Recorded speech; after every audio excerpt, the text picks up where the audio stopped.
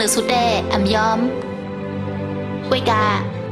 xin tăng dân ăn hao sòng co ẩm mân cán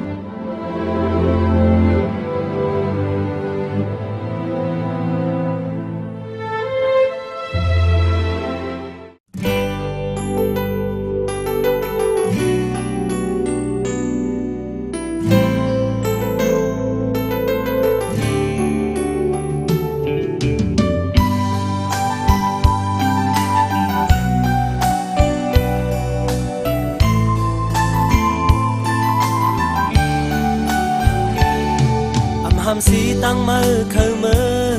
sang qua mơ an sơ muôn yêu cầm giờ sự tiếp tất qua là nàng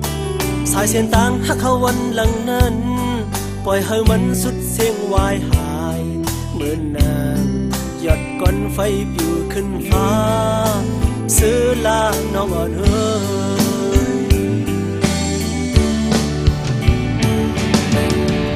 ยามสุดเส้นกว่ายาว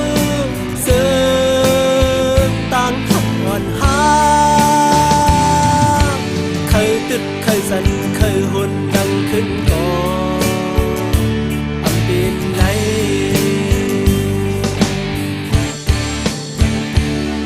สายสึกหักเฮาตั้งสองในเผยก็มาเด็บให้มันขาดหักอยู่ก็ดึงหูดูไหลลืมเมื่อลาน้องอ่อนเอ้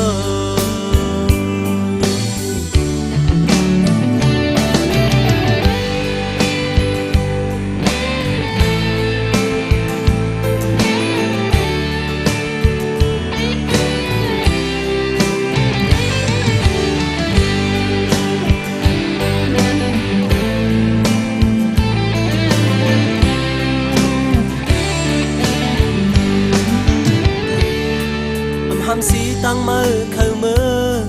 สั่งว่ามืออ่านเสือมุนอยู่กำใจสื่อเตียบเติดกว่าลานางสายเสียนต่างหักเฮาวันหลังนั้นปล่อยให้มันสุดเสียงวายหายเหมือนนาง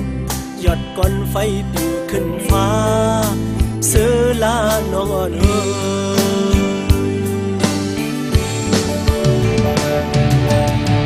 ยามสุดเส้นกว่าเยอะเสื่อมต่างหักอ่อนหา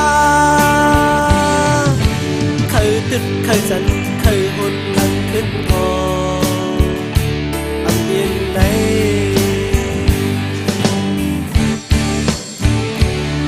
สายสึกหักเฮาตั้งสองในเผยก็มาเด็บเผยมันขาดหักอยู่ก็ดึงหูดูไหลลืมเมื่อลาน้องอ่อนเอ้